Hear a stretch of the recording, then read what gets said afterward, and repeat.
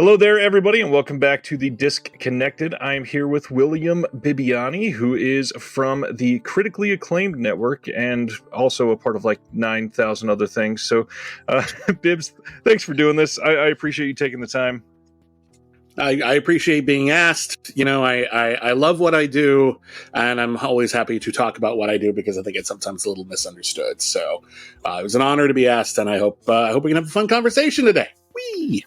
It truly is. And what is kind of the genesis of all this is it seems like in the last, I'll make it a little more vague than I expected at first. In the last 9 months or so, there's a lot of discourse on, film Twitter in this weird nebulous place that it doesn't actually exist.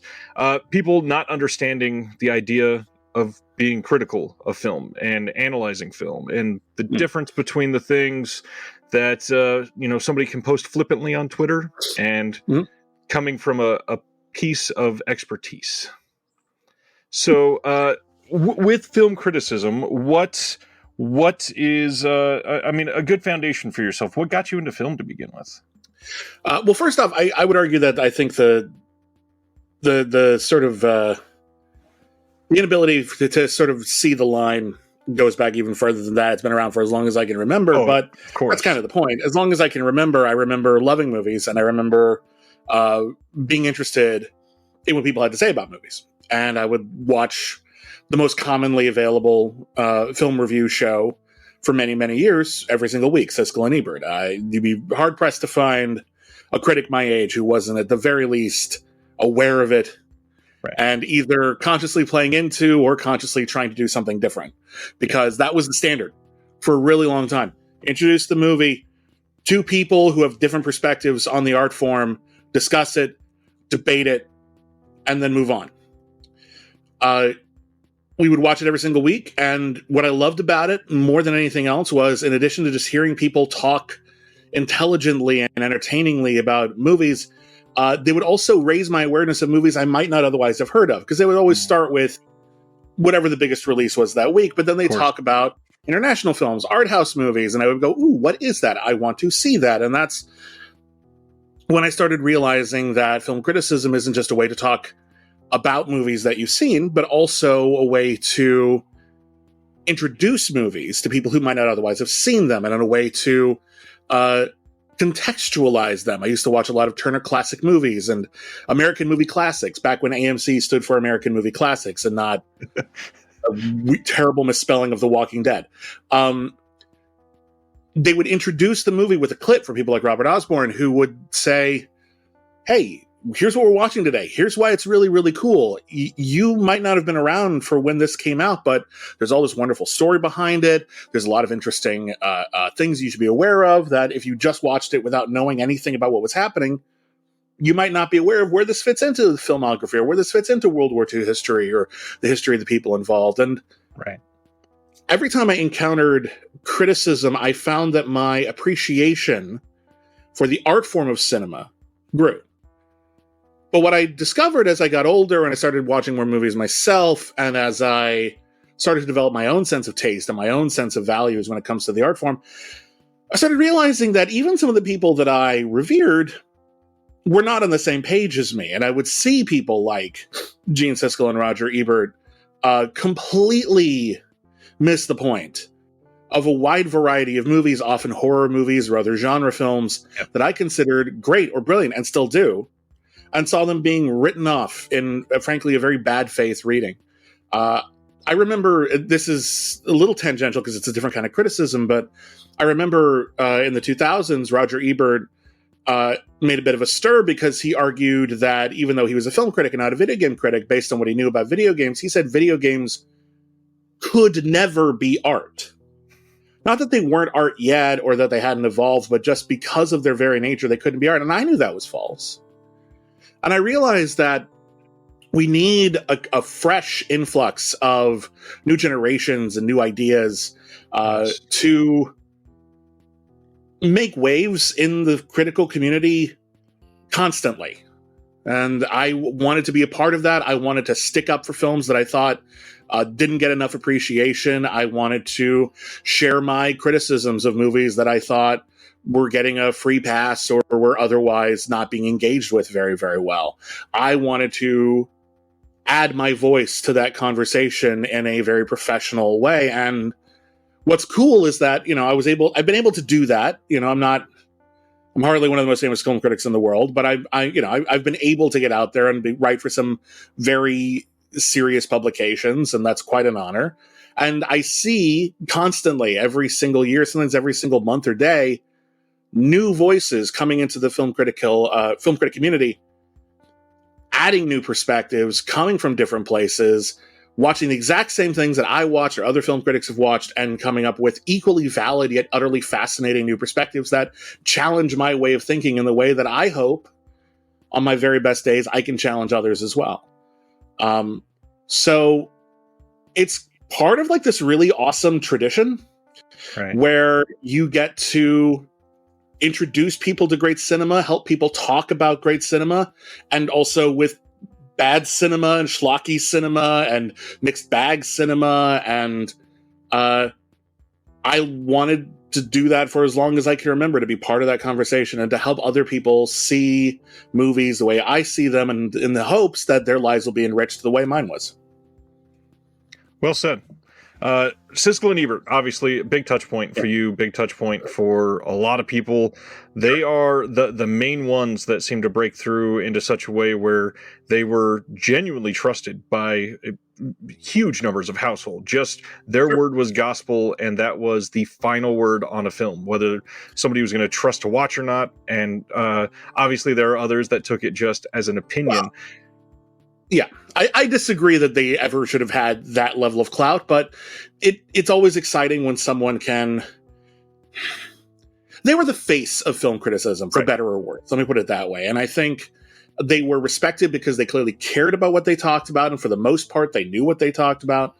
And there were other critics doing incredible work, arguably better work, but no one had the level of awareness, no one had the level of pop culture penetration the way that Siskel and Ebert did. Right. And they took that seriously, and I think at their best, they did a wonderful job of it. And at their worst, nobody's perfect. Well, and even then, a lot of what perhaps the message that they were trying to deliver, especially by the end of their big clout years, it tended to get watered down a little bit. There was some, publications that would only take those big mainstream films and highlight those segments and never highlight any of the art house or smaller things. And obviously that sells, so that makes sense. But then it loses a lot of what makes them well-rounded. Well, you got to realize the market was very, very different at the time. Yeah.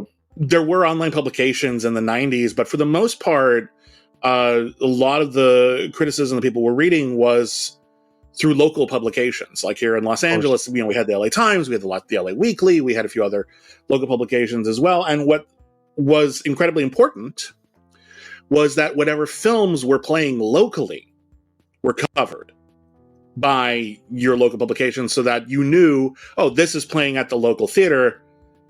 Is this interesting or not? Is this exciting or not? Do I want to see this? Sometimes, because not every town, not every locality got the same movies, and in some cases they only had one theater or a small number of theaters, and those theaters, in an attempt to stay open, had to focus on the stuff that put the most butts in seats. So they focused on what was mainstream, and as a result, the publications tended to focus on what's mainstream as well. So on one hand, it is just the publications trying to get the most money, but it is also more relevancy. And we've long since entered an era where availability of cinema is not as limited as whatever is playing at your local multiplex. There are multiplexes that air a lot of different kinds of movies, and that's really, really great. But also even brand new movies, a lot of them, especially the smaller ones, the independent ones, the international cinema, a lot of it's released simultaneously or almost simultaneously on video on demand. And so just covering what's at your local theater isn't the only kind of film criticism that people are looking for. And again, we're only talking about film criticism regarding what's new. Right. When it comes to what's old, that I don't think that ever goes away. I think people are always interested in finding out what they've missed. I agree. And obviously, or in reevaluating what they know. Right. One of the things I go over a lot is physical media, and it seems like that world is ever expanding with new film historians, new people contributing commentaries to these releases, people that are now able to enter literally on a global market where they're speaking to, perhaps it's for a release in Australia, but it's going out to the masses because some of these people are importing from across the country, across the globe. Yes. And yeah, it's an amazingly different world than it was even 15 years ago in that regard. Yeah.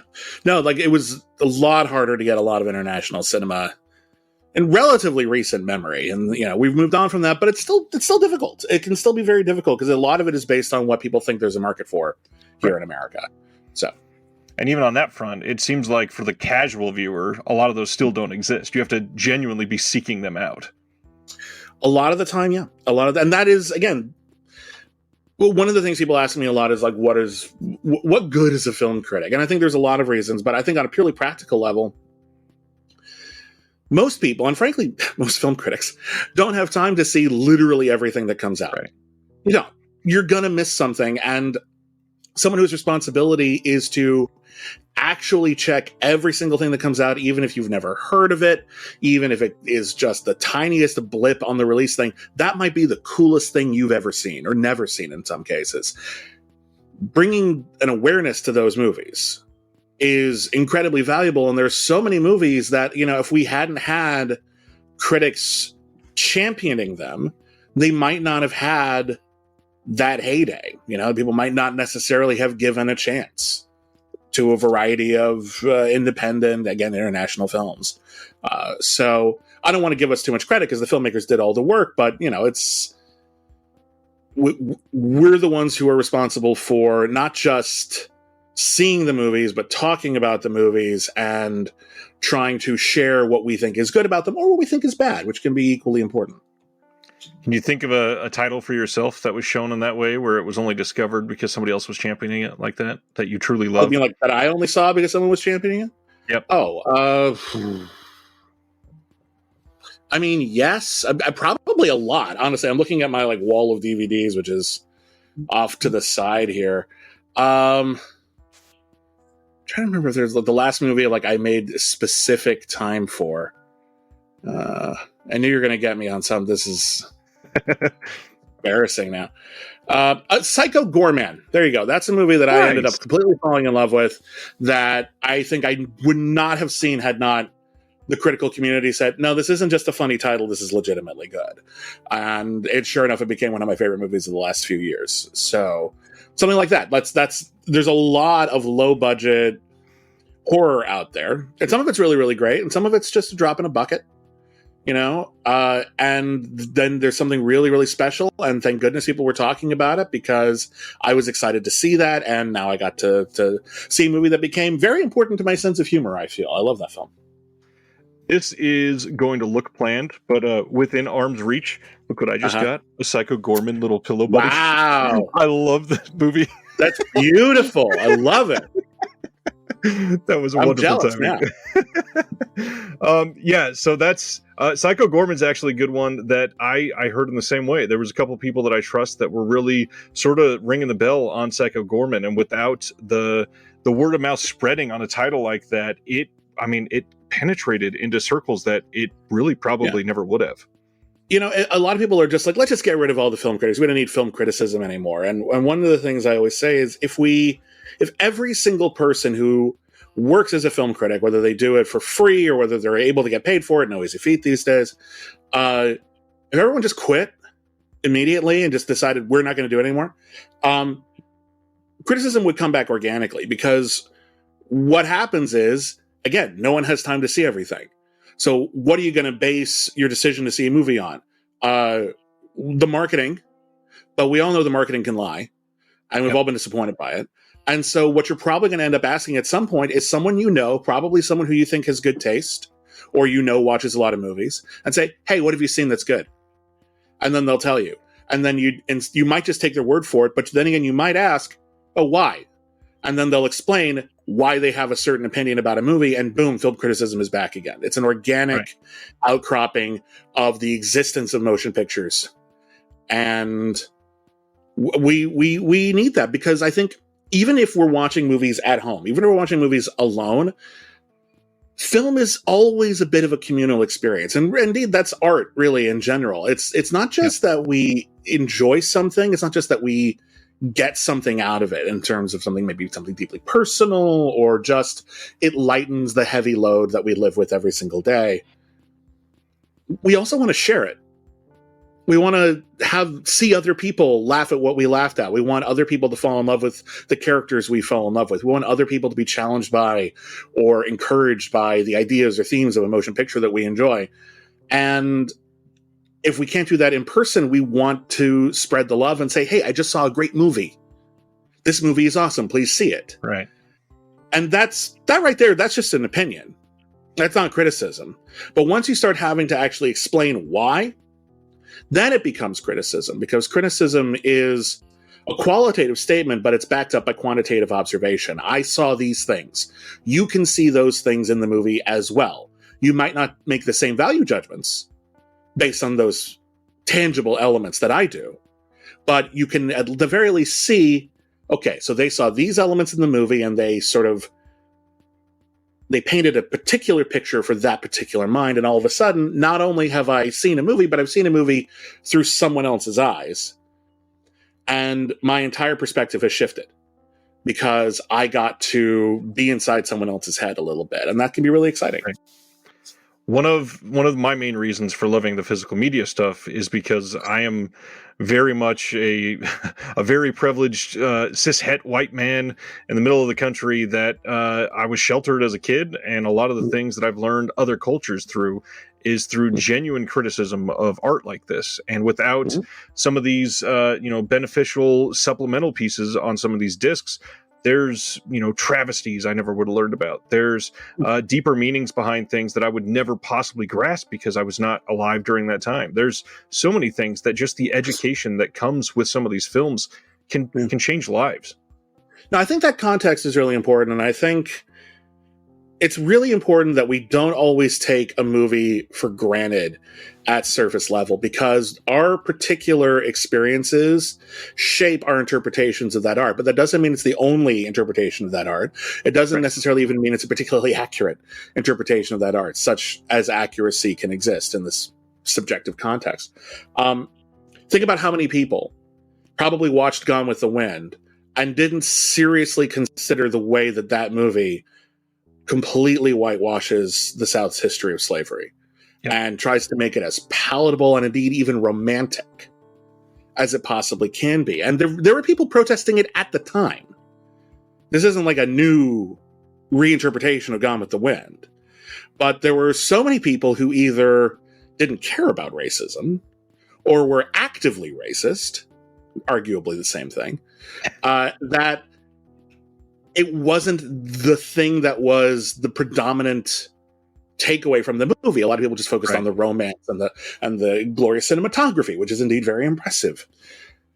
But now that we've had so many voices that have been allowed to flourish, let's be honest here, film criticism was, and still to too significant an extent is, a medium dominated by white men. Cishet in particular, but white men in general. And as a result, it's actually been less useful because we've only gotten a certain, not that every person has the same perspective, but when you come from the same background, you're not going to bring all the same interpretations to it. You're not going to bring all the same context. And there's so many movies that we were given a free pass to because we weren't thinking about, okay, there's stuff to like in this movie, but it's also virulently sexist or grossly homophobic. And that's something you have to reckon with. And I know some people want to be able to just put on their nostalgia goggles and say, you know what? I like the Goonies. I'm willing to overlook the ableism and the cruel ethnic stereotype and multiple. I'm willing to overlook all of that. The bullying. I'm willing to look over all of these things because I like the pirate stuff and I like Sean Astin giving a speech in a sewer. And I think you can do both. I think you just have to be able to accept that art is complicated and you can like something about something while also engaging with, not pretending it doesn't exist, not shutting it out, definitely not shouting down people who have legitimate criticisms, but engaging with, and also it's of its time. And also the people who made it are very flawed. I was watching an old Fred MacMurray movie. It's a romantic comedy, I forget which one, in the 1940s. And everything seemed banal. It was an unremarkable movie. Everything seemed banal. And then a guy handed him a phone, and Fred MacMurray's character just said something very casually racist. It was not the point of the movie. It was just something where, you know what? If you weren't thinking about it when you were watching this movie, you might not have realized that that character was racist. Right. They were in a racist time. Racism was very much encoded into institutional daily life. It still is, but in a much more overt way at the time. And it really made me think, like, wow, I never really thought of it before, but think about how many classic movies that we love and we take for granted where probably at least some of those characters are really racist or really homophobic or really sexist, but just because of the events of the film, it never actually came up in the text. It's upsetting, but it's also the history, and we have to deal with that history, and we have to acknowledge that history, and we have to engage with it when it comes up. One of the ways I've been reckoning with that is, and it's for some reason come up a lot kind of recently in the last couple of weeks, is this notion that I'm a little tired of, that somebody will be, bringing up casually Blazing Saddles, and of course you'll hear the same thing that we always hear is they can't make a movie like this anymore. It today. I love to approach some of these with the opposite. With some of these films that we're getting nowadays, man, we probably never could have got a movie like this 40 years ago. And it's amazing that we're triumphing with some of this representation. That is 100% true. And I think that's a really, really great way to look at it. There's a ton of movies you couldn't get made today for reasons that have nothing to do with their content, just because styles change, tastes change, genres go in and out of fashion. You'd never spend this much money on a musical now or something. I don't think that's particularly useful. And I also think it's a sort of thing that people tend to use as a deflection. Yeah. Isn't Blazing Saddles great? Yeah, mostly Blazing Saddles is pretty great. I think there are bits of it that haven't aged great, but it handles its material surprisingly well. Yeah. That doesn't mean that's what we need more of constantly, because it's so easy to do it badly. It needs to be done with a deft hand. That it needs to be done carefully by people who actually care about what they're doing. To make a silly comedy good takes so much intelligence, takes so much thought and care. And I think some people just want an excuse to be able to say or joke about whatever they want without thinking about consequences or the feelings of the people in the audience. There's a lot of different ways to do humor, and different people find different things funny. But when it comes right down to it, when we decide what movies we like or don't like, what we're talking about is taste. Is this something that I find to be tasteful, in good taste, something that I enjoy, to continue the metaphor, consuming? And if you don't, for whatever reason, you might just have thought it was paced badly and was boring, or you might have thought, this is kind of pervasively offensive and I don't enjoy watching it. That's a very valid reason to give a movie a poor review. That's a very valid reason to say, I don't like this movie. You don't have to give it a pass for that. And just because it's a product of its time doesn't mean it has to get a pass for that either, obviously. A lot of things are products of their time. That doesn't mean you don't have to give a movie a free pass just because it was made decades ago. You can point out that at the time, people were willing to overlook this stuff, or that this stuff wasn't being discussed as much as it should have been. You can point out that there are elements of this movie that are quite good, but then if you can't watch it now without dry heaving a little bit, I think that's valid. You can't just pretend that we haven't grown as a culture and as human beings over time, artistically as well. I think classic cinema, is too often in modern critical discourse overlooked, or at the very least, not searched through eagerly enough. But that doesn't just mean looking at everything in the past with reverence. I think that we need to constantly reevaluate what we consider to be the cinematic canon. Because just because 10 years ago, 20 years ago, 40 years ago, we deemed it to be the greatest cinema ever, that doesn't mean that that's going to continue to hold true. Of course. There are definitely like things that we can look back on and say, you know what? That was poorly handled, and now we can do that better. People have handled that subject matter better. This was so of its time that it no longer feels relevant, but then sometimes it comes back around again. I just rewatched fantastic Montgomery Clift, Elizabeth Taylor, Shelley Winters movie called A Place in the Sun. You ever seen A Place in the Sun? I think so, a long time ago. Okay. I'd seen it before. I was watching it again because we're about to do a podcast. We do a podcast on our Patreon where we review every single movie that was ever nominated for Best Picture in order. And it's given us a lot of opportunity to reevaluate those classic cinema, all that classic cinema. And I was watching the movie. It's an excellent film.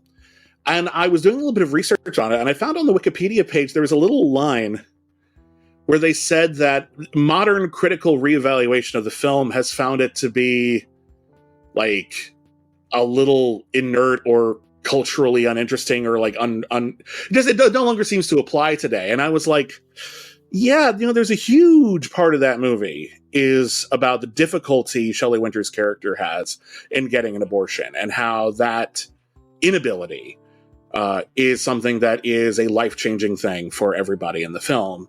And, Roe versus Wade just got overturned. If you thought that was irrelevant, it never was. But if you thought that was irrelevant before, boy, is that hugely relevant now. Right. And all of a sudden, a movie that a lot of people apparently, according to Wikipedia, thought was a relic, I watch it now and it just feels so absolutely important now. I was reading a thing with the writer of Dirty Dancing, another movie that, and a lot of people sometimes forget is about abortion. Yep. And the writer was talking about how there was a talk about, like, do we need this plot? And she was like, yeah, we do, because you can't take it for granted that that's always going to be available. People might want to take it away. Dirty Dancing is as relevant, if not more so than ever. Especially so because reevaluate, because things change. Movies can become more relevant, become less relevant, no longer really seem to work very, very well. And so, yeah, I love, like, when the new Sight and Sound poll came out and Jean Dielman was now the number one most beloved movie of all time to critics all over the world. A movie that I think placed in the top 10 last time. And I know some people were like, oh, it's different. I don't like it. What happened to the old canon? The old canon changes. Exactly. Constantly, and it should. It's exciting. We allowed more female voices.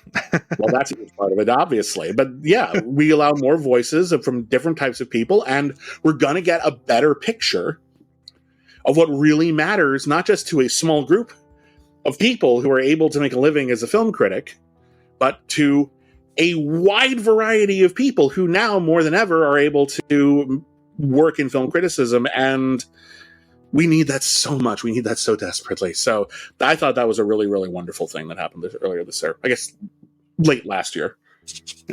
Yeah. And it kind of highlights something that you just brought up with the changing tides and how something becomes relevant again. And just to, again, equate it to this physical media stuff, when Jean Dielman was the winner of the Sight and Sound, everybody bum rushed to buy the Criterion disc, and it was gone for like a couple months. You couldn't find it. But likewise, when Roe v. Wade had all of the overturning and all of the discourse that was happening day in and day out, that 4 months, 3 weeks, and 2 days that Criterion put out had a bum rush as well. So there's so many things that you take for granted that it's here for a little while, and now that it's important, it's suddenly gone, even literally in film accessibility wise. But there's certain things that are contextually important one day, maybe not for another 12 years, but the moment they come back, it could be stronger than ever. And again, I think these things are always relevant, but I think some people didn't feel them in an immediate way. Right. And I think that's a big wake-up call. And what I would hope, it's sort of like when someone dies and all of a sudden everyone's talking about how great their movies were, even if for years you talked about how their movies hadn't been great in a while. My hope would be that you keep talking about them afterwards. My hope would have been that you would have talked about them beforehand.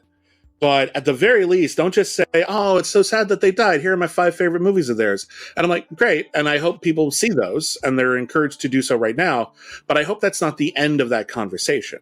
And I hope that movies about serious, relevant social topics, whether they handle them in a manner that is perhaps more easy to consume by the mainstream, like Dirty Dancing, or something that's a bit more challenging on the topic. There's a wonderful French film that came out last year called Happening, which I highly recommend anyone watch if they're interested in the subject of abortion in cinema.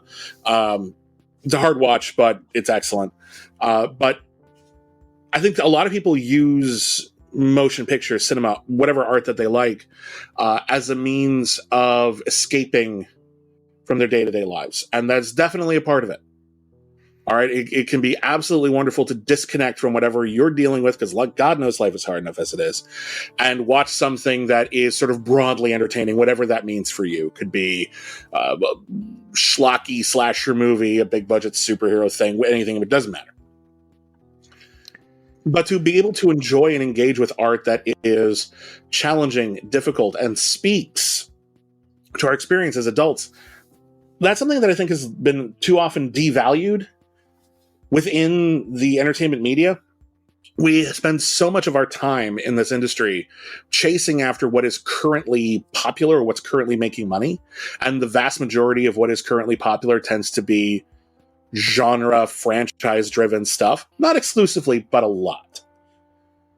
And I worry sometimes that we're not devoting enough of our attention, we're not devoting enough of our responsibility to discussing films made for different mentalities, not an escapist mentality, a more challenging mentality, because the people who watch movies, like all of us, get older, they have different experiences, and their tastes and their needs in terms of art shift and change. And if we keep talking like the only thing that's relevant is whatever is making the most money at the box office, other stuff will have a harder time becoming that thing that people talk about. So it's tricky. I often believe that the attempt to talk about whatever is currently popular, though relevant, and we should definitely engage with whatever is currently being, again, for lack of a better word, consumed en masse.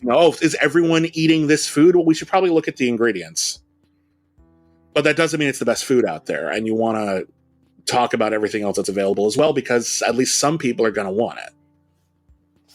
Agreed there. And that kind of leads to another way that I was looking at this recently, is the way that we consume a lot of this media. And unfortunately, a lot of this, it can come from a bit of an elitist perspective, but for those watching, bear with it for a moment. The consuming is one aspect that is a little bit different, because we come at this with the intent of talking about cinephilia. And loving films is something that, I mean, let's be honest, pretty much most people that have ever watched movies, they love movies, but there's a difference in the way that you consume them. And for me, I feel like this unquenchable thirst to keep going and discovering new things. And then you feel like some of these people that are more on, the more casual mainstream watching, perhaps less critical, they seem to be coming from the point of view of, just show me something good. That's it. Hey, to put it in front of my face, I'll call that a good day. How do you try to either entice somebody to look at that differently or change it, or is that even valuable? I think it has value, because I think people are constantly looking for something new. They might be looking for something old in a new way, which is very common, but people want something new. And again, I think this is a simple fact. People grow up, and they grow up in different ways. They may mature in different ways. They may, in some respects, stay the same their whole lives. But people change, and what they want changes. And so you have to remember that your audience isn't the same person throughout their whole life, nor is your audience necessarily the exact same demographic. I'm only going to be speaking to people in their 20s or whatever. You need to be writing for, hopefully, again, you might have a focus. A lot of film critics have a focus and they're very excellent at it. Oh, I focus on horror, or I focus on international cinema, or I focus, whatever. But you want the stuff you're writing about to be interesting and exciting to people who don't know about it yet. Yep. I think it's really important. I think there's definitely comes a time when you're speaking to a specific group that has seen a specific film, and that might be a limited audience for that particular article or video or podcast, whatever you're making. But for me, when we talk about things, when we review things on our podcast or when I'm writing film criticism, I want to make sure that what I'm talking about, whether I liked it or disliked it, or usually a lot in between, I want to make sure people who don't know about it or might not think that they care about it can get on the wavelength, can hopefully see, here's why you might be interested in this. Here's why I am excited about this, assuming I am. And hopefully you can pick up on my enthusiasm and I can explain to you why I'm enthusiastic in a way that you can become interested as well. That's the goal. And even if I'm taking something apart, even if I think a movie is just very badly made or has really virulent ideas or a combination thereof, I want to discuss it in such a way that you don't just say, oh, they didn't like it, and then you turn the page or you turn off the podcast or whatever. I want you to go, I'm interested in what this is. I firmly believe that it's very important for a critic to not just be positive all the time. I know some people don't like giving negative reviews, and I get it. But I believe that if you're following a particular critic, you're not just reading just one random review that you saw a link of, but I think it can be really useful to follow one critic, because then you get a sense of where they come from, what they like and what they dislike. And based on that, you can determine if they liked it, I might like it. Or conversely, if they liked it, I won't like it, which is just as valid. But regardless, I want you to be interested in what I'm writing. I want you to be interested in what we're talking about on a podcast, even if it wasn't something you're interested in before. And one of the best compliments a critic can get is, I didn't know about that, I wasn't interested in that, but then you talked about it on your show and I watched it, and it's not something I would have normally watched, but I really liked it, thank you. And when I get a comment like that, it makes it all feel worth it. Wow, yeah. That also, I got to ask the question, how did you get from casually sharing opinions to feeling like you were actually criticizing film? Oh, I was kind of always. I remember when I was a kid, we would rent movies. We had a local video store here. It was a small chain called The Warehouse, but it was a where with a WHERE, like where? The Warehouse. And we would rent movies there all the time. And I was a little kid, and I would always rent little kid stuff. I'd rent whatever 3 episodes of a cartoon series they had on a VHS. I would rent the old 1970s live action Spider-Man TV movie, because that was the best we had back then. My mom got so sick of renting the same crap to me over and over, like just over and over again, that she said, okay, listen, I'm going to make you a deal. I'm not going to rent you any more of these cartoons or Spider-Man movies or whatever until we watch some classic movies together. And I was like, wah. And she was like, use your words. And I was like, that's annoying. And she was like, whatever. So we rented Citizen Kane, Strangers on a Train, and Mrs. Miniver. Oh, and I was absolutely hypnotized. I had never seen filmmaking quite like it before. And I remember... And I'm a kid, by the way. I'm like in the 4th grade. I saw Citizen Kane, and I was like, I have to write a term paper. I didn't. This was not a homework assignment. But I was so interested and impressed with what I saw, and I would love to be able to track down that piece of paper that I wrote this on, because I have no idea what I wrote. I just remember thinking to myself, this is an intricate puzzle, and it's full of so many interesting characters and dialogue and themes and imagery that calls back to other imagery. And it was just so much for my very young brain to wrap my head around. And one of the things I love about Citizen Kane is every time I watch it, even as an adult, I see things I missed before. So even at the time, I wanted to not just say I like this, but actually absorb why I liked it, talk about why I liked it, and be able to express why I liked it. And throughout high school, I was invested in it. I started a movie club at my high school. It wasn't very good. But I wrote film criticism online for a bit in the early 2000s, and I quit for a while to pursue other things. And in the late 2000s, I was trying to figure out what I wanted to do with my career. I knew I wanted to be something involving cinema, although exactly what, I was a little flexible. And what I discovered was not only was the thing that I liked doing writing about movies, but also was the thing that people wanted most from me. When I did this, people were like, "Oh, I like that. More, please." And I was like, "Really? Oh, okay. And here's some more." And I wrote some more criticism. And they're like, "Thanks." And I was like, "Cool." Very, very difficult to make a living at it even then. I was doing a lot of crap jobs. And I was at a point where I had just been fired from a crap job for a crap reason. And I was on unemployment for a little while. And I was like, I can make it work for a little while. I don't have to get like a full-time job right away. And I'm wondering if I can be a film critic. So I'm going to give myself this time to focus on being a film critic. And if I can find a job, anyone who would actually pay me to be a film critic before this time is up, that's what I'll do. And sure enough, it was on the very last day. So it was kind of meant to be, I guess, in a small way. But I decided to, if I'm going to do this, I really want to commit to it. And I committed to it full bore. And I was writing every single day. And I was trying to challenge myself and write about new things and new ways. And I eventually started finding my voice. That's one of the hardest things to do when you start out in any kind of art form. And film criticism is an art form. It's a weird art form, but it is. Finding your own particular voice, how you articulate yourself. I don't know if I'm any good, but I definitely seem to have a way I do it. I think that's a big hard part, because it's difficult to hunker down and do all the work it takes to do that, because it just takes time and effort.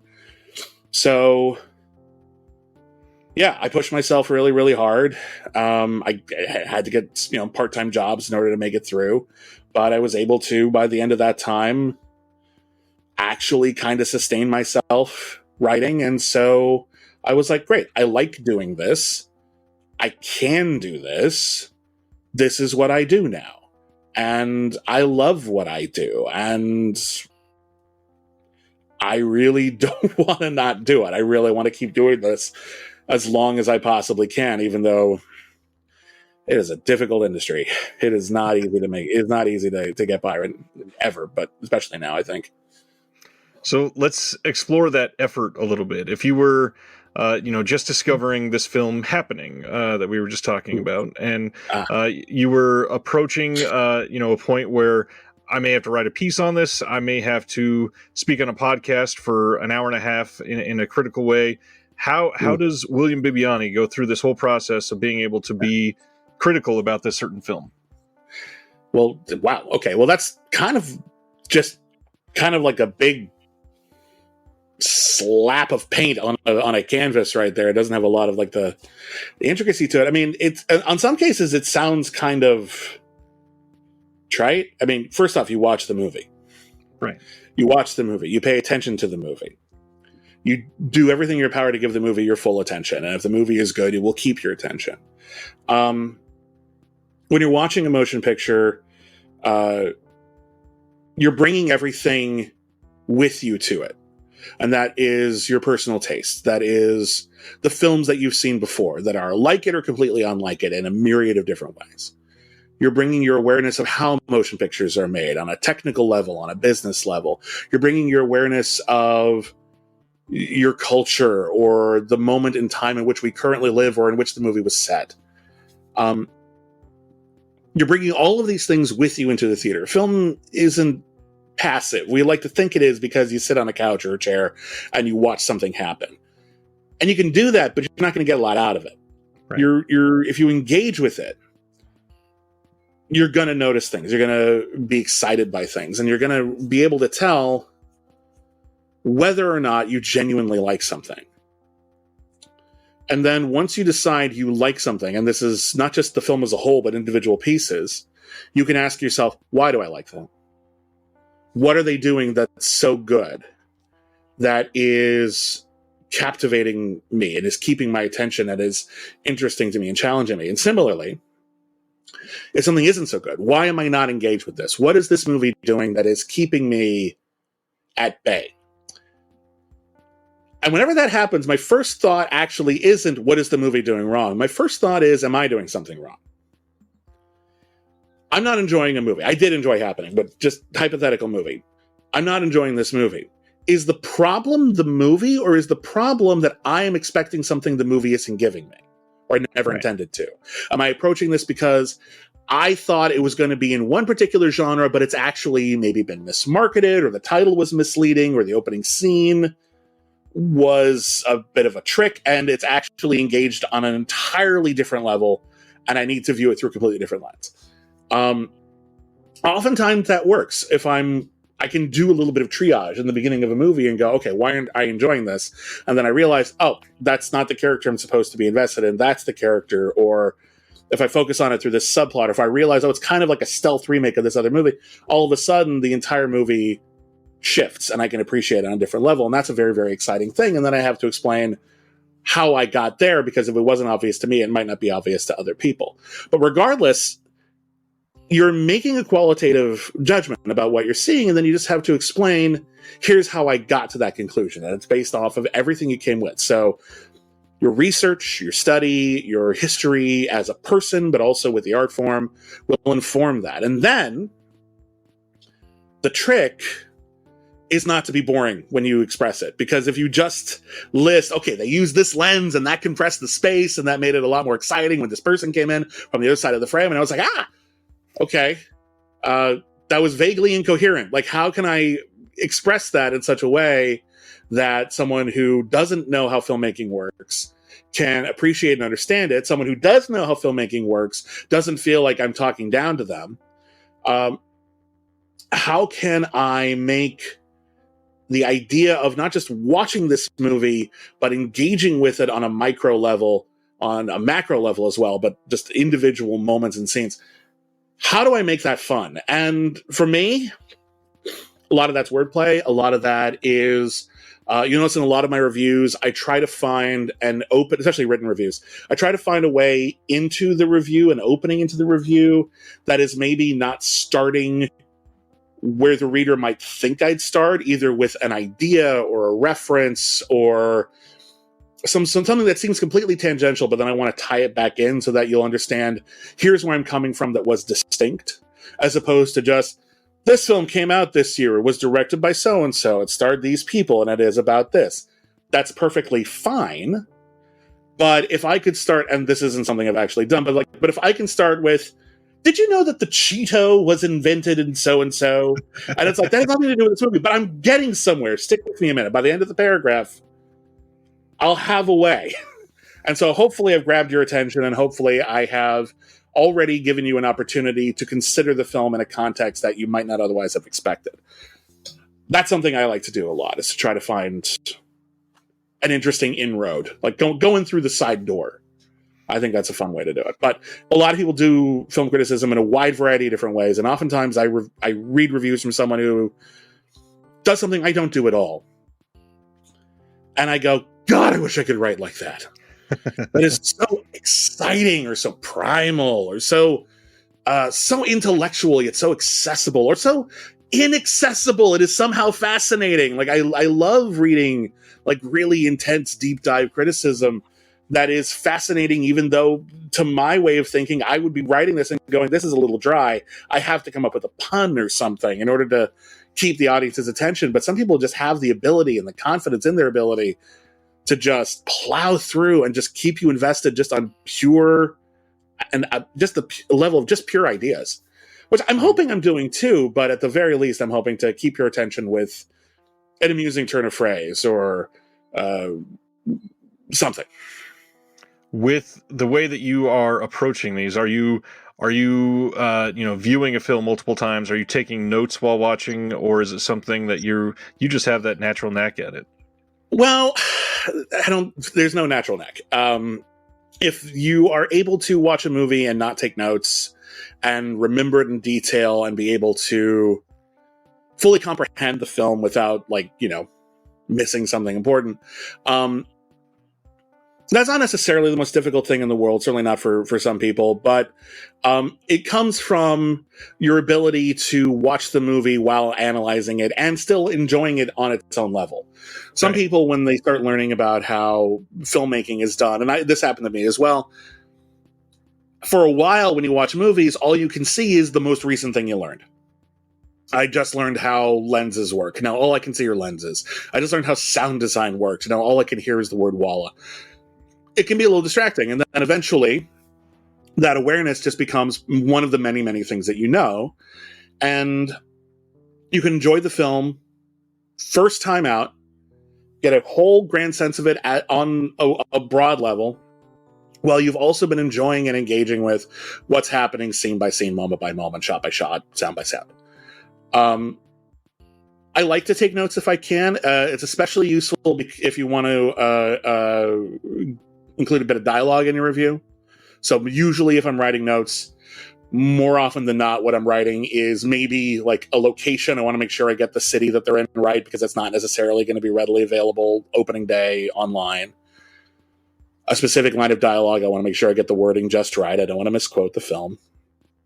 The occasional stray observation, but I find if I think it's worth writing down, I'll probably remember it if I'm going to be writing the review later that day. But I think it's important to try to watch the movie as much as possible the way that most people would watch the movie, which is not taking notes, just focused on the film. You don't want to be so focused on taking notes, especially the first time you watch it, that you're focused more on the notes than the film. That can be a trap.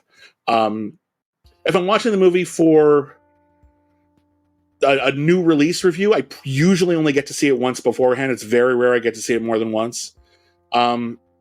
If I'm watching a movie for a retro review, or I'm watching it for a podcast, or we do commentary tracks on our Patreon, stuff like that, then I might take more notes, because I know what's coming, I know how the film was constructed, and I know what will be important later more clearly. And it might be really useful for me to have a particular detailed list of specific things that I want to bring up, especially if some of our podcasts are very long. It can do very long form criticism. Yeah. So it varies. I usually like to at least have the ability to take notes, but whenever I do take notes the first time I'm watching a movie, I try to take as few as possible, because I want to give the movie its time. And I think it's really, really important. I think the movie is trying to keep my attention over a very specific period of time, its entire running time. And it's doing everything it can to hopefully keep me interested, excited, curious. And I don't want to be so swept up in what happened a moment ago that I'm not engaged with what's happening with him now. So I try to take as few notes as possible the first time, but after that, especially if we're going to be writing or podcasting in more depth, I do take notes when I rewatch it. And just like you brought up a minute ago, you are a person approaching a film while you're watching it, coming with your entire life experience, coming with your, relative sort of understanding of how things are normally done. They're also doing that to you through this film. The cast and crew all together all have their own shared life experiences. The director, especially with like an independent film, this could be something they've been literally working on for their whole life. 14 years of writing and producing hell, and they finally got this to you, and it helps to try to absorb as much of that as you possibly can, obviously. You want to appreciate the movie as much as you possibly can. You want to give the movie every opportunity to impress you, dazzle you, engage you, amuse you, make you believe in love again, whatever it's trying to do. You want to give it that shot. And a lot of times a movie will succeed on one level or another. And when it does, you just want to be honest and say, here's why it works. Here's why it mostly works. Here's stuff that could be improved in the future. Here's a bit of its message that was muddled or could have been made more forcefully or more clearly. Or if it's just genuinely doesn't work, you have to be able to say it doesn't work. And Sometimes it doesn't work in such a way that has an emotional impact on you that actually hurts in some way. Movies are trying to engage you not just intellectually, but emotionally. They're trying to make you feel something. And if the emotion that a movie makes you feel is frustration or anger or boredom, and it's not at something useful, something productive, something the movie wants you to be mad at, but it's actually just the movie, you need to be able to express that. You have to be able to try to figure out, what is this movie trying to do? How well did it do that thing? And if it did it well, great. And you're going to feel what the people who made the movie want you to feel. And if they didn't, you're going to say, dang it, I didn't feel what they wanted me to feel. And what I did feel was extreme annoyance. And I need to articulate that. And it can be really rough. On that intellectual side, do you believe that film criticism is inherently elitist? And obviously, there's a lot of different sides of this conversation that's been brought up over the years. And Sure. The main approach I'm going at with that is that a lot of it is really coming from an educational side. There's just certain things that people are not going to learn unless they are told those things. I mean, that's just education. Elitist is a weird term for me when it comes to film criticism, because when I think of elites, I think of people who've got it made, like I think of like rich people in smoking jackets in fancy houses, and I don't know a single film critic, even the very best working today, who aren't barely scraping by. This is not a particularly lucrative field. This is not a field that even gets all that much respect outside of other critics and people who love movies. We get responses all the time from people who say that our job is worthless, genuinely bad, that we're all corrupt in some way. It doesn't feel like an elite group. It actually feels like a very spunky group of underdogs to me a lot of the time, because we have chosen a career, a vocation that is difficult, that doesn't necessarily have a particularly impressive future, and given how the way the media outlets are valuing it. So it doesn't feel elitist on that practical level. On another level, a film critic, my co-host Whitney Seibel has an expression. He says, if the only thing you should be able to say about a film critic, because they're all different, they all come from different places, but the only thing a film critic should be able to say is that they've probably seen more movies than you. They just have to, if you're going to write about movies for a living, if you're going to podcast, make videos about movies for a living, you should know what you're talking about. That doesn't mean you know everything. Nobody knows everything. Nobody's seen every movie. But you should be aware of the history. You should understand the art form to some extent. And I believe that at the very least, you should always be pushing yourself to learn more. You should always be trying to discover new movies, older movies, movies from different filmmakers, movies from different parts of the world, movies with different styles. You should always be aware that there is some aspect of this that is not something you're an expert in yet, and that you can pursue and that you do pursue it. On that level, I believe that a lot of film critics are probably rather proud of the work that they've put into this. I have been working as a professional, full-time film critic with varying degrees of success, consistently for about 13 years now. And before that, I was studying it. I went to school for it. It's been many, many years where that was my life's passion, even though it wasn't my career. I've picked up a few things. I feel somewhat confident in my abilities. But again, the thing about being a critic, and this is something that I think a lot of critics get this. If you're a critic, you expect people to be able to take criticism seriously. Hopefully your criticism. But at the very least, you expect that, okay, if someone produces something and I approach it as a member of the audience and I say, here's what I thought about it based on my level of expertise, whatever that is. And I would hope that whether or not you agree, disagree, care, you at the very least take it seriously. That goes for criticism as well. And when I have my criticism criticized, when someone says, hey, I think you missed a point here, and there's like a really important element of this movie that you missed for one reason or another, my first thought is, interesting. Okay, maybe I did screw this up. Maybe I did miss something important. Maybe my perspective is more limited than I was giving it credit for. Maybe I was wrong. Sometimes I find I am. Sometimes I find I'm not. But regardless, I believe that in order to be a good critic, you cannot have absolute faith in everything that you do, because you have to realize that you're growing as a person. Your tastes will evolve over time. A movie that I like now, 10 years from now, I might look back and go, what was I thinking? What was I going through at the time that I was entertained by that? Or vice versa. I give something a bad review, and 10 years from now, I'm like, well, that was a good movie. What was the matter with me? How did I miss that? Yeah. Maybe there was something that happened in my life in the ensuing years that I connect with the material better now. It doesn't mean what I wrote before is invalidated in some way. I might be a little embarrassed by it. But it means that I'm not perfect. No one's perfect. There's a reason we have so very many film critics in the world and so very many people of any other artistic or subjective profession, because one person ain't going to do it. So I don't view myself as an elite. I don't view my peers as an elite. I think some of them have been doing this for so long that they have my respect. I think some of them are so great at it that they have my respect, even when I disagree with them. And I think, but that's true for anyone who does any job well, I feel. I think after a while, you just kind of have to go, well, they know what they're doing, even if I think they're full of crap. So, yeah, I don't particularly care for the idea that film critics are elitist, because we can't afford to be.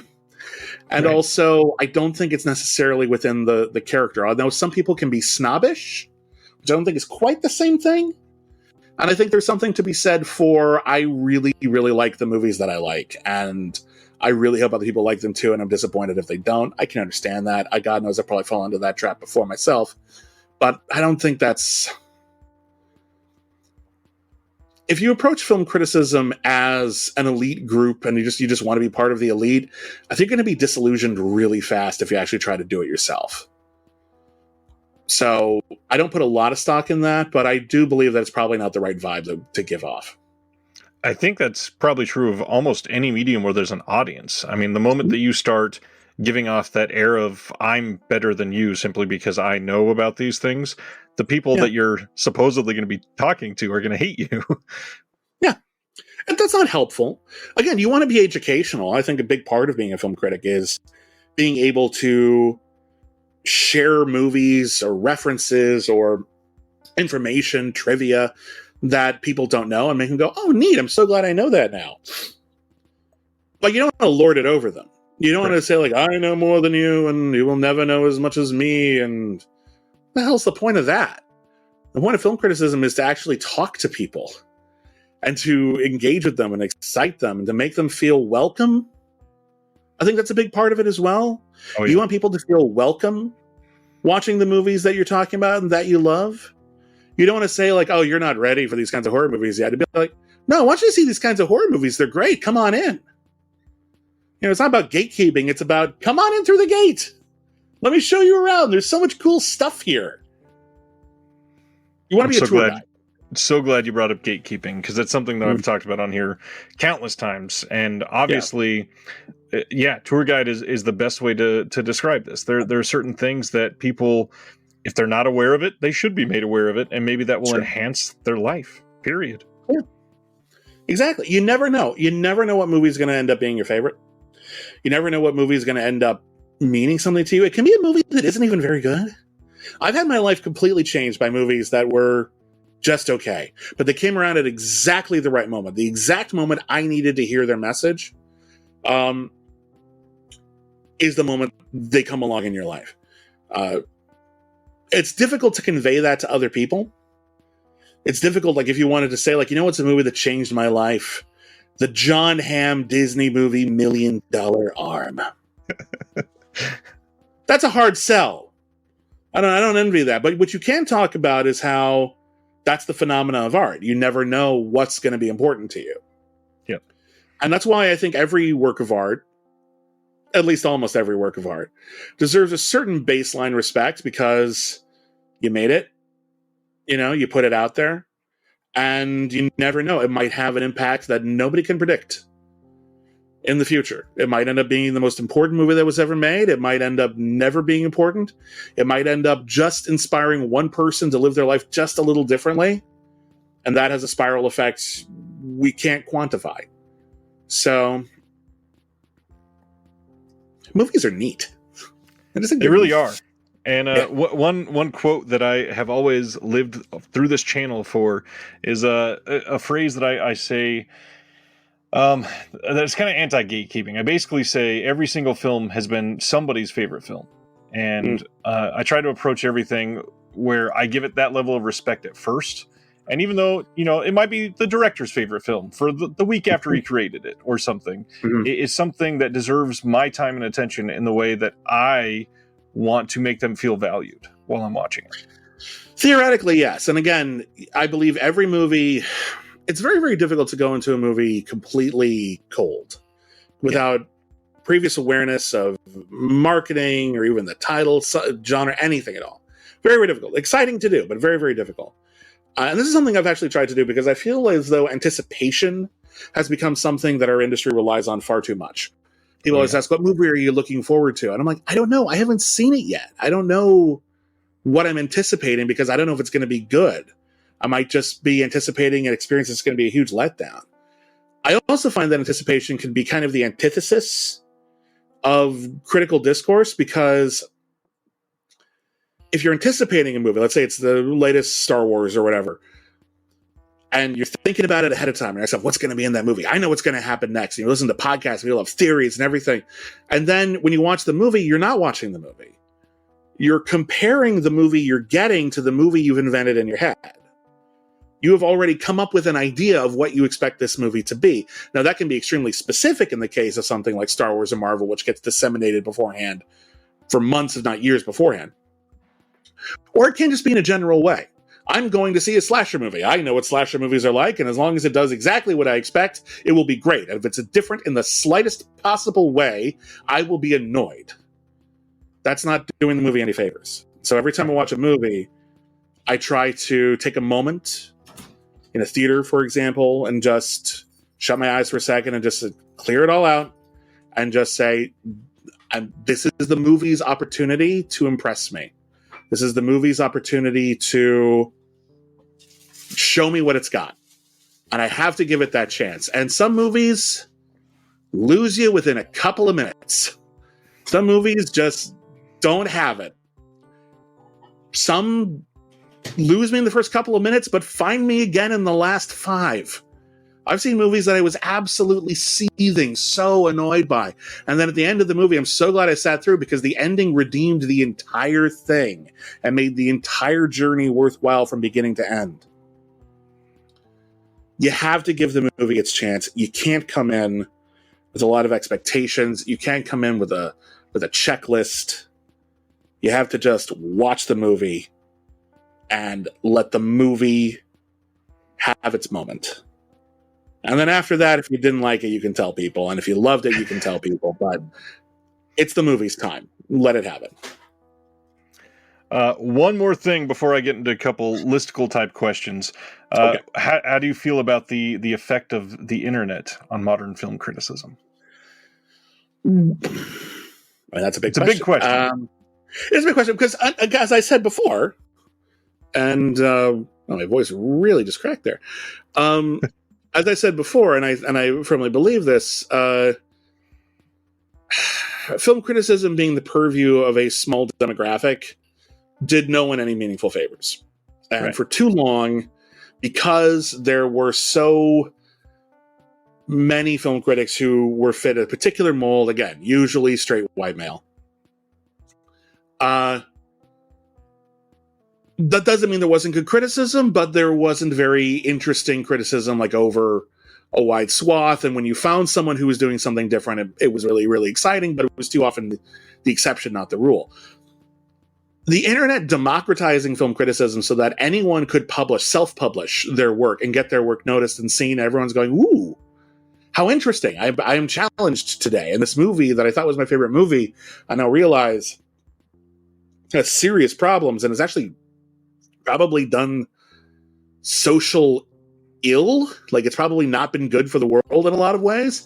And now I'm really not sure how I feel about, I don't know, Silence of the Lambs, which in many respects a brilliantly produced movie, but has done a lot of harm to the trans community, for example. So more voices is better. It's better for film criticism as a whole. I think it's not so much an issue with film criticism as I think writing in general, where there is so much now. There's so much writing to be done on a day-to-day basis. And every publication has to have so many articles done constantly that the monetary value of each article has dropped dramatically. And even though they are still have value to people reading them, and they still have meaning, you just can't get paid the way you used to be paid when you would write one article for a magazine every month, and it would be a great article, be really, really huge and in-depth and exciting, but that would have value because it drove up the subscriptions all on itself. The market was different. The economy was different. So the downside of the internet, and it's not directly related, I think, to the good stuff, which is that we have so many more voices. The downside is that the work itself has been devalued. There's a lot of people who might not actually have the experience or the knowledge or the research necessary to do the job as well as some other people, but who will do it for a lot cheaper. Who, they get their foot in the industry, but can they make a living in the industry? Difficult. Right. So the downside is it's harder to make a living. But that only affects those of us who are trying to make a living at it. The good thing, and this is better for most people, is that there are all kinds of wonderful, amazing voices now who get a bigger audience, who get a bigger platform, who never would have before. So for me, it's got to be a net positive. It's got to be a good thing. But there is a downside. There's a downside to everything. But there's the good is that there's so many incredible critics out there. I might not have been able to read because I could only buy so many magazines a month. I can only buy so many newspapers. I might not have randomly encountered their work before the internet. So I think it's got to be a good thing. Yeah, and obviously the more voices is an overall net positive, and then you get days like we had recently with an article blowing up somewhere where somebody's saying, hey, horror just got good, and it makes everybody become all inflamed about something. And I think that's maybe one of the only net negative things is that the whole idea of clickbait and really getting people to click on something that it seems to be inflammatory just to be inflammatory. Again, if you have something that's maybe inflammatory isn't the right word, but if you have something that's challenging, where people will go, whoa, maybe this movie you like and love is bad. If you can back that up, that's exciting. I want to hear that opinion. I want to hear it. Maybe I'll agree with you after I see your points. That can be the best thing in the world. There is a frustrating tendency, though, for some of these articles from certain publications to be based off of, here's someone who's new to this, and you know what? A new perspective is valid. A new perspective is useful. Here's someone who's never seen it before, fresh eyes, new generation. I want to hear what they say, but you don't want to say it with the voice of authority as though you do have all that prior expertise. That's not helping you. And frankly, I'm disappointed in an editor who would let something like that go out, because you're letting your writer into a lion's den. Because the people who know what they're talking about are going to be upset. And yeah, they'll click on it, but they're not going to be happy about it. And that's not the kind of publicity you want. There's this general vibe I get from a lot of people who comment on anything regarding film criticism, that people think, oh, you're just saying that to get more clicks. No, we're really not. I can't promise that no one has ever done that, but that's not the point of this. It's not about getting more clicks. It's about, you got to be honest with how you feel about stuff. You have to be able to say, here's my honest opinion and here's why I feel about it. And if it's an unpopular opinion, that might not be a fun day on the internet, but hopefully if you've done your job well, you can express why you feel that way in a way that even people who disagree, if they bother to actually read the article, would go, I see your point. I disagree, but I see your point. But it's not about, it shouldn't just be about getting clicks. That's not useful. Because if you do that enough, people are going to see that publication or that writer, and they're going to say, oh, they're just doing that. I have our publications like on my Google on my phone that, it recommends articles based on stuff you've searched or clicked on before. Of course. They have an option, never show this publication again. There are some publications out there that I have no desire to read again just because I know what they do.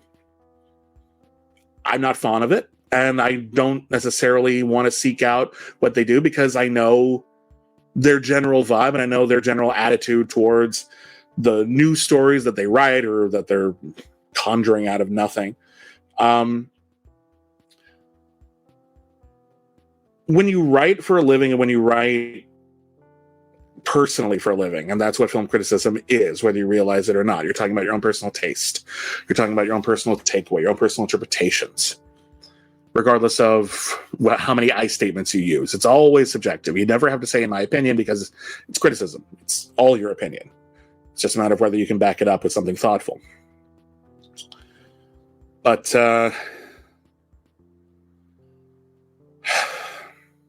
where was I going with this? I was talking about opinions. We're all just articulating our opinions, man. And at some point, you got to be able to say, I stand by what I wrote, and hopefully people will respect me for what I wrote or what I podcasted. Maybe I'll screw up. If I did, I'll apologize and I'll say, okay, I was wrong about this fact, or I realize now that there's an element of something that wasn't very cool and I have to engage with that and talk about how that changes my perspective on things. But if you don't have any level of respectability, it's very hard to do this because why would anyone read your work if they didn't think it was worth reading? It's that simple. It's the core of it. Yeah. Yeah. So you got to try to keep that going. You have to try to take it seriously enough that matters. True. I got a few quick fire questions for you, and then I will let you go. First, how about some long-running critics in film that you admire that you think people should seek out? Oh, I mean, that's a long list, and I could go on, and I'm almost on the spot. I'm going to start here, and I realize this is going to sound like I'm bolstering a friend, but I've been podcasting with Whitney Seibold for over 10 years now, and if I wouldn't do that if I didn't think he was a brilliant critic. And I want to give him a shout out because I don't think I get to do that often enough. But one of my favorite critics working today is Walter Chaw. They write for Film Freak. I will read literally anything they write. They come at this medium with such passion and such knowledge and such dignity that they could write about a movie I had no interest in whatsoever, and it'll be the most fascinating thing in the world. And they could write about a movie that I feel like I have heard every single interpretation, and all of a sudden I see it in a new light. They just published the fantasy movie Dragon Slayer just got released on 4K, and they did a review of it that was like, this is the greatest anyone has ever written about Dragon Slayer. That might not seem like a lot to some people, but it's a lot to me. So that person is incredible. BJ Colangelo is someone who I love everything that they write. I love their podcast, The Sense of Prom. Everything they wrote and talked about in regards to the movie The Whale is something that I point to when people say, "Hey, what did you think of The Whale?" I'm like, I don't have to write anything. BJ Colangelo did it. It's done. So this is an absolutely brilliant mind. Jen Yamato, Alonso Duralde and Dave White, their podcast Linoleum Knife has been hugely influential to us at the Critically Acclaimed Network. We've done a lot of crossovers with them, but also we just think they're just some of the nicest, best critics in the world. I don't see as much of their writing as I used to. I don't know if maybe it's I'm not following them enough on Twitter, but Jordan Searles, I think, is a really brilliant writer. I love a lot of YouTube critics right now. I think there's a lot of really interesting work being done in the field of video criticism. They've been doing a lot of more socially conscious videos lately, but I love the work that Jesse Gender has done and everything from Star Trek to doing this incredibly, I think, absolutely must-see epic work of criticism, taking down that awful Matt Walsh documentary piece by piece. If you want to see in-depth film criticism at its finest, that's a great place to look. I love the long video essays of Lady Night the Brave. I think they're incredible. And others as well. There's plenty to choose from. This might be a little more on the spot, but any newer up and coming critics that you think are exciting to keep an eye on? If not, it's okay. You know what? Here's what I'm going to say about that. I feel like the new and upcoming critics that I was really, really excited about are not as new and upcoming as they used to be. And I'm really looking forward to seeing other new and upcoming critics emerge. And that might be me having to do a little bit more digging. So I'm going to thank you for reminding me to keep an eye out for new voices and search around a little bit more on Rotten Tomatoes and YouTube. I think that's the great thing about Rotten Tomatoes people don't use it enough for, is not getting a score aggregate, but actually trying to find critics to follow. Yep. Just in general. So I'm going to do that, actually. And thank you for that. That was a good reminder. One more, and this is maybe a little odd. If somebody watched this and they got inspired and go, I've always liked talking about film. I kind of want to do this, but maybe I should practice a little bit. Do you think there's maybe a handful of films that are not necessarily entry level or overdone, but inspiring to start with film criticism? No, what I would say is, if you want to start being a film critic, if you want to try it out, I think the absolute best place to start is whatever gets you excited to talk about it. And that could be anything at all. You start by talking about the things that you're passionate to discuss. It could be your favorite movie. It could be your least favorite movie. Be kind if it's your least favorite movie. That can be a trap. But I think that's the best place to go, is to go with your passion. Go with something you're already interested in. And then after that, start challenging yourself and just review whatever you see, whatever it is. That,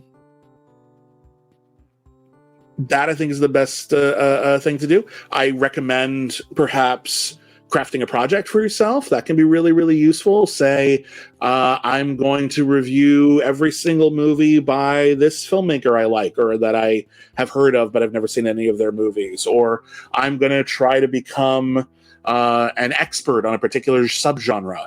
I'm going to review every slasher movie I can get my hands on. That can be really, really exciting and fun. But when you're working as a film critic, then you might not get a chance to choose what you write about. When you're doing it for fun, when you're doing it to get started, when you're doing it to find your voice, write about what interests you.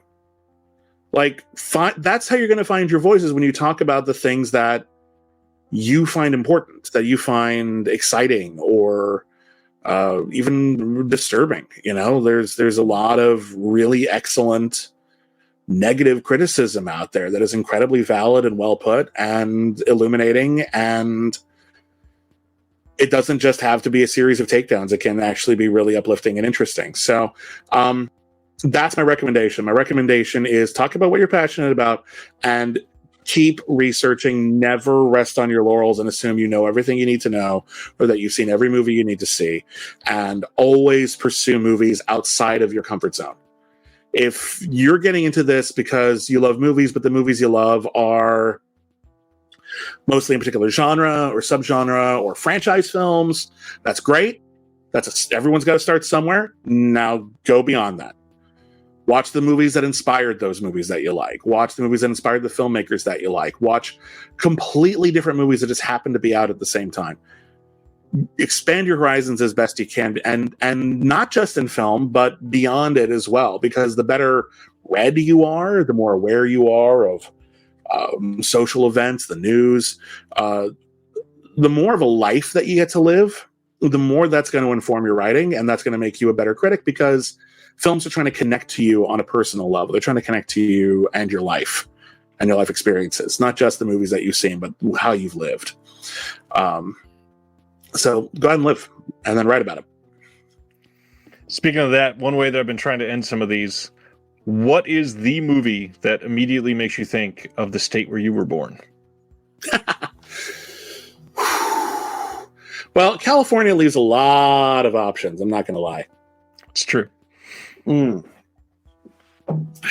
California. I mean, there's that Brad Pitt movie, California, but I don't actually think it's the best movie about California. No. You know what? It's got to be. It's a movie I appreciated more when I moved to Los Angeles proper. It's the Steve Martin film L.A. Story.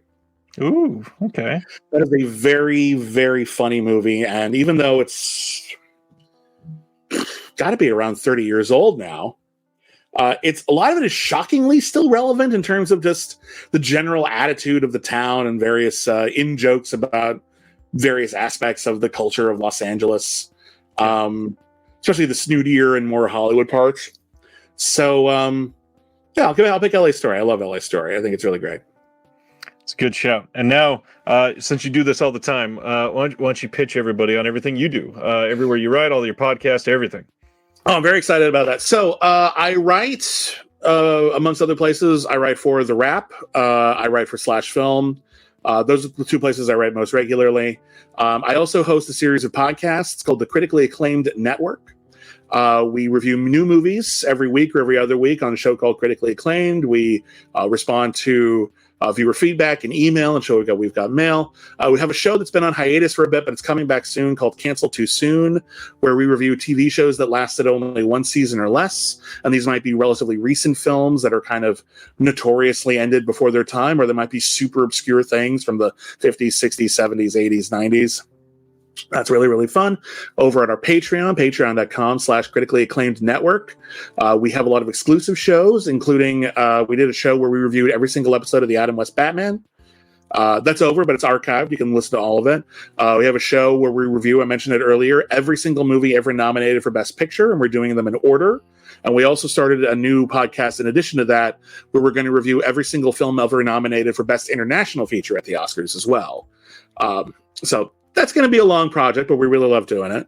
We have a show where we review every single episode of Star Trek in order, and we're about halfway through Next Generation. So there's well over 150 hours of material to dive into the second you sign up. So we got that. We do commentary tracks over there, Discord hangouts, trivia nights. That's over at patreon.com/critically acclaimed network. But more than that, because I'm not just a film critic, I also do soap. Me and my partner, M. Lapis da Silva, they're an author.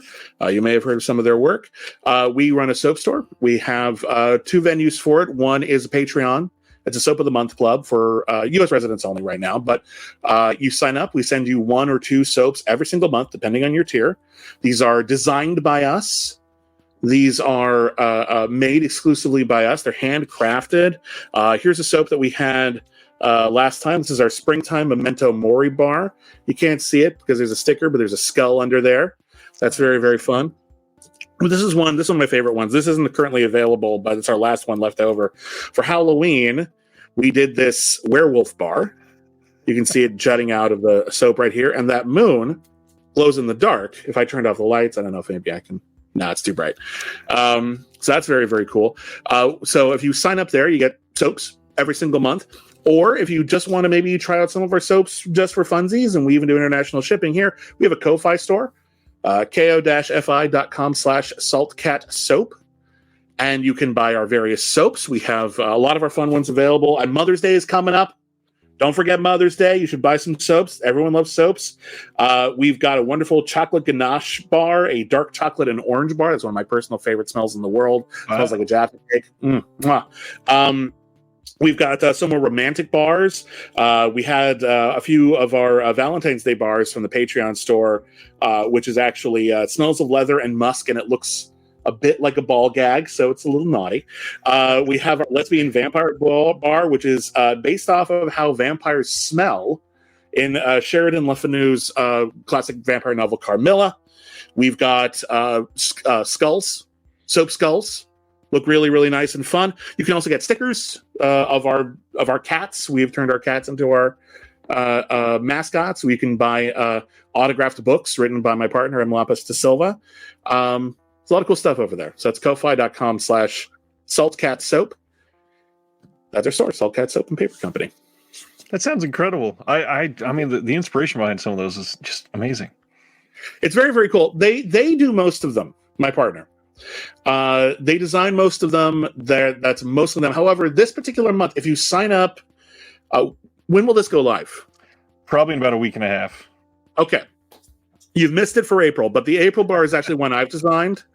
So you could sign up in time if you wanted to, but I'm making one of my banana bars, and they smell just like a banana cream pie, and they're really, really great. And I've got little bananas made of soap that I'm sprinkling on top of them. They look really, really lovely.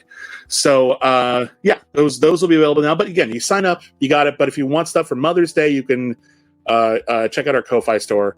ko-fi.com/saltcatsoap. We also on social media at saltcatsoap if you want to follow us on Twitter and the like. All of the many, many links will be in the description below in the podcast and the video. And everybody, please go support. Mr. Bibbiani, thank you so much for your time. This has been amazing. The conversation's been lucrative and incredible and inspiring. And I hope a lot of people watch this and maybe even take notes and seek something out for themselves that challenges them. That's truly the biggest thing. Yeah, I mean that's the fun of it, honestly. That's why I keep doing it. So thank you for letting me talk about what I do. Thank you for being so interested and having really thoughtful questions about it, as opposed to just what is criticism? Why do you do that?